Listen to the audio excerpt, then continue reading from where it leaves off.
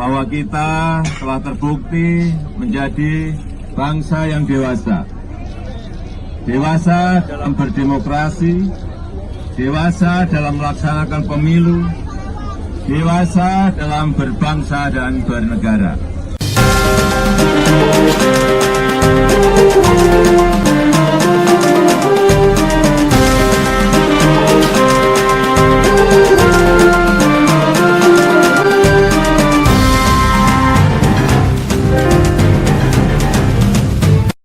Assalamualaikum warahmatullahi wabarakatuh.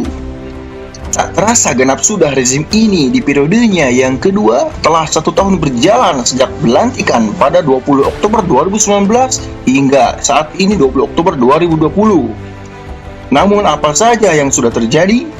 Tentunya banyak hal yang disorot dan akan saya tegaskan bahwa semua kerusakan ini terjadi bukan karena sekedar persoalan rezim A, B, C, tetapi sistemlah sebagai akar masalahnya.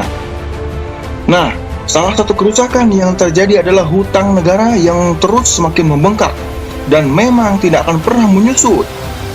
Di dalam catatan International Debt Statistic 2020 dari Bank Dunia menyebutkan bahwa hutang Indonesia ada di urutan ke-6 di antara negara berpendapatan menengah dan rendah, yakni 402 miliar US dollar.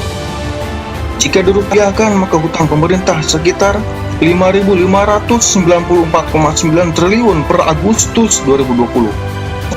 Ini sama dengan bahwa per satu penduduk Indonesia menanggung hutang sebesar 20,5 juta atas 272 juta penduduk.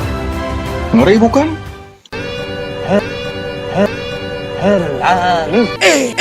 Nggak kesampaian.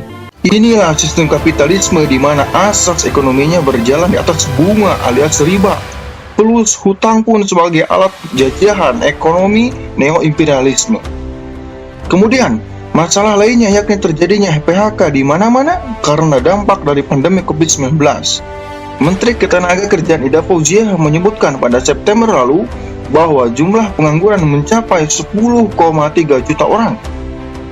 Ekonom dari Indef pun menyebutkan bahwa jumlah pengangguran mencapai 15 juta orang.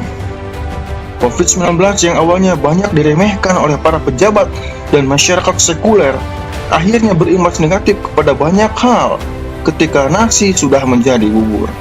Inilah akibatnya jika meremehkan soal wabah. Kemudian kasus positif corona pun masih belum bisa ditekan agar menurun. Menteri Kesehatan pun jarang muncul ke publik untuk setidaknya memberi gambaran penanganan atas COVID-19 agar menurun. Lagi-lagi inilah akibat jika di awal telah meremehkan wabah hanya karena lebih mementingkan maslahat yang lain. Itulah ciri khas dari masyarakat kapitalis. Kemudian soal kriminalisasi terhadap ulama dan aktivis yang kritis terhadap rezim masih tetap terjadi. Meski Ilham Aziz sendiri saat dirinya diangkat jadi Kapolri menyebutkan di hadapan anggota DPR bahwa radikal itu tidak bisa diartikan selalu kepada Islam. Tetapi sayangnya, tetap saja apa yang telah terjadi tetaplah terjadi sampai sekarang. Lalu kasus Joko Chandra yang panas-panas banget nih, karena disinyalir melibatkan banyak orang yang ada di dalam lingkaran dirinya, meski yang muncul ke permukaan hanya Irjen Napoleon Bonaparte, Brigjen Prasetyo Utomo, Tommy Sumardi, Pinangki Sirna Malasari, dan Joko Chandra sendiri. Kemudian yang terbaru disahkannya Undang-Undang Omnibus Law Cipta Kerja yang akan menggilas 11 sektor bidang agar semakin dikapitaliskan, semakin memihak kepada para kapitalis.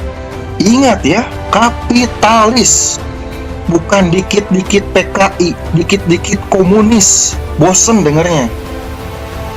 Lalu kasus Jiwasraya, kerugian Pertamina, soal pindah ibu kota, dan berbagai problematika lainnya. Kira-kira semua kerusakan ini terjadi karena apa nih? Ganti presiden begitu? Pakai hashtag 2024 ganti presiden begitu?